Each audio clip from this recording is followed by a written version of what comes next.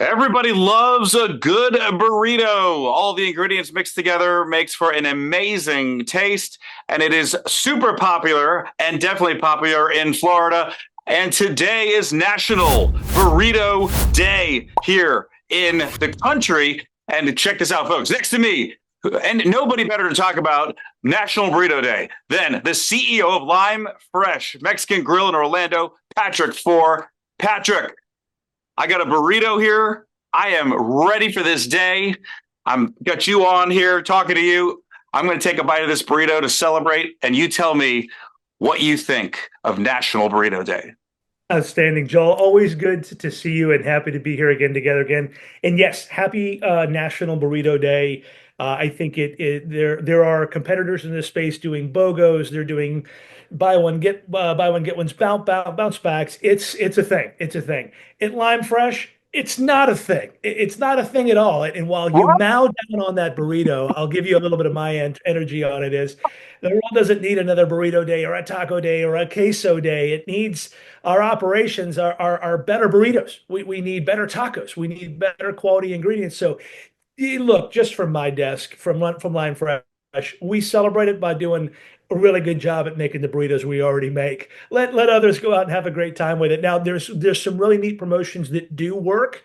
If to drop a name, one of my indirect competitors, Chipotle, just celebrated their tattoo, tatted like a tattoo bag, which I think is a neat play on a way to create relevance. I don't know that too many people think top of mind. Gee, today's National Taco Day. I'll go get my taco. I don't think it shapes. I don't think it shapes behavior too much. But I know it's something retailers like myself in restaurants we got to play in. We need to be relevant, and so maybe it's a little something fun for the people on social media, Joel. Well, folks, we got our first controversial interview on Spotlight on Florida. This is unbelievable. We have the Lime Fresh CEO. He's talking about National Burrito Day, but is it really a big holiday or not? We don't do Yeah, a lot of controversy. No, but I love it. No, I get what you're saying. It's a fun thing, but really, there's other things that we should emphasize.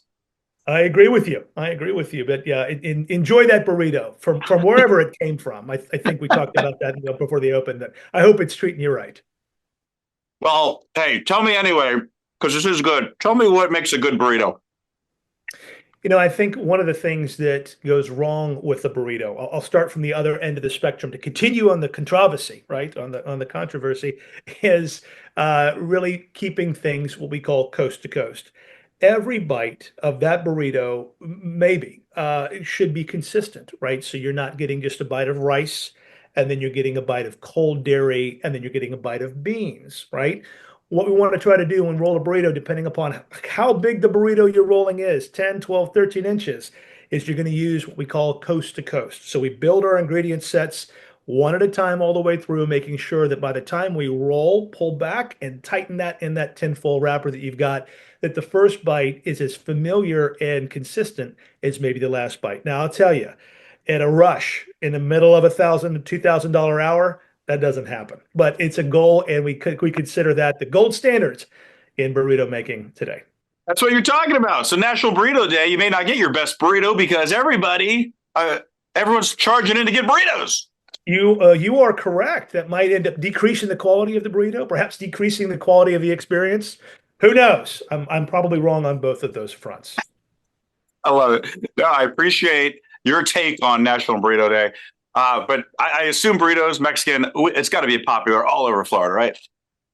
Yeah, a taco. The state of Florida and tacos, they get along quite well together, right? We at Lime have a Miami Mex. That's what we talk about. Sunshine Mex, Texas Tex-Mex, right? A little bit more authentic. We've got Like some it. new flavors in the space, but yeah, in Florida, as the spring has sprung and people look at the beach, tacos travel well. Burritos even better for sure. Absolutely. I love it. We love having you on. We haven't had you on in a couple of months, so it's great to see you. But listen, we got the CEO of Lime Fresh on our show. We got to talk some other stuff. What else is happening in the state? So I got a couple things I want to ask you about. Okay. Sure. Other big news. Everyone's talking about the elimination of the penny and how that's going to affect all of our, especially restaurants in the state. Big impact. Big, for such a little thing, right? Little tiny thing. Tiny little penny. Yeah, no, I know that the legislature has been working hard on this. We've known since the retiring of the penny and the mint that this was kind of becoming something of an issue of concern. This only affects, Joel, those people paying with cash. And so I think along with the Florida Restaurant Lodging Association and some other retail groups, they're kind of getting smart about getting ahead of maybe what are some misconceptions from people that still choose to pay cash. We've got two bills working through the House and the Senate. It's House Bill 951 and a companion in the Senate 1071 that's going through and kind of working its way through the chamber. It looks like it's going to be approved, if not already, but in this extended session. And what it's going to do is just clean the books up. You know, it's a rounding rule for us, and I think what as a restaurateur, what I'm grateful to the teams leading the charge, including the FRLA, is making sure that we're not gonna get muddied in a litigation component when someone says, "I didn't get my two pennies." So I think many retailers will coalesce around one solution where it's 4 cents and below rounds down, 5 cents rounds up to the five half nickel, and then 6 cents and above rounds up to the dime. In certain respects, the interesting thing is the forecasted models doesn't change the remittance on sales tax. Likely, it's going to be a wash. And so it's certainly something that I think will end up being, yay, we did it, and life will go on. I know that McDonald's and some other larger retailers actually have a display when you drive through or on your counter and saying, this is how we're going to do this, so Wow. that there's not a confusing component. I don't know that retailers need to do that, Joel, to be honest, to be that much on the nose. But you know, in a business like mine that gives you pennies, nickels, dimes, and quarters, that's how we think about the restaurant business. Every last little bit of that happens now. My mentor told me, now it's just going to be nickels, dimes, and quarters. Does it make life easier for us? I don't know. We just want to be clear and fair to the customer for sure. So looking forward to getting that done soon. It may actually be a good thing. Yeah, I know you're on the board of the Central Florida chapter of Florida Restaurant Lodging Association. We've been working with the legislative team over here following it. So yeah, it's been quite a topic, and it sounds like people are talking about it down there. All your colleagues in the hotel and restaurant industry, but yeah, maybe not too big a deal because we don't do a lot of cash anymore, do we? No, you know, in terms of credit card settlements, nothing changes on that. Digital pennies are still that. But you're right. I mean, I think you're looking at less than 6% of transactions. The last time I looked at this was a couple of years ago, so it's definitely dated information. But yeah, less than 8% of transactions are just cash on cash. And I think that varies by type of restaurant or hotel, right? There are certain people that are probably going to end up being more cash indicated. But yeah, it cleans up the books, especially for the state of Florida. So it's a good thing. You're giving us a real world take on a lot of our issues today. I came with National Burrito Day. You tell me, well, it's not the biggest thing in the world. I come with the penny that everyone's talking about. You're like, oh, it's only going to be 6% of the transactions. So, but this is good. This is what we need to know in the Yep. industry. Don't shoot the messenger. Just, you know. Hey, listen, you're in Orlando, Central Florida. This is big. Just just watch the launch of Artemis 2. This is huge. What are people talking about down there? It's electric. Being so close to the Cape, being able to walk out the back door and watch regular launches as we throw things into space, I think is a part of our story here with Florida. And putting a focus or spotlight on yesterday's launch. What a historic moment! I took my two small children and my wife. In my infinite wisdom, we got in the car about an hour before launch window opened and got stuck in our traffic. I didn't make it for about 7 miles, Joel, down the road, and was just bumper to bumper. But what I think I take away from that, of frustrating as though that may have been, was it's reminiscent of KSC launches when the shuttle was active. People coalesce around this. I think it's good for business. I think the space industry is going to enjoy that. Greater Melbourne, Titusville area is going to enjoy, I think, an injection of over $160 million over the next year or two as the space industry starts to take seriously the fact that now this is more of a thing.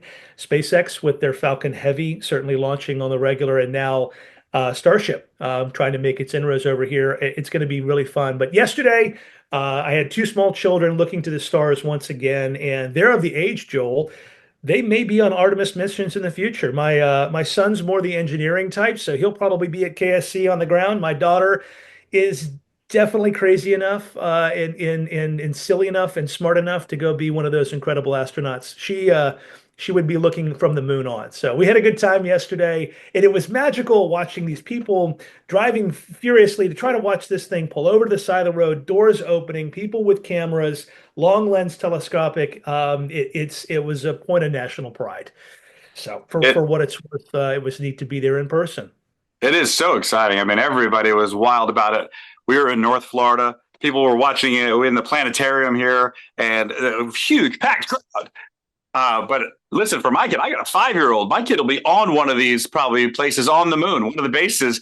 She'll probably be hanging out there on a vacation or something, I would guess. And I wonder if they'll celebrate National Burrito Day on the moon. Let's hope. Let's hope. And no pennies on the moon either. No, I don't no, think I don't think it's going to be a cash transaction on the moon by the time we get there. no, that's too terrestrial.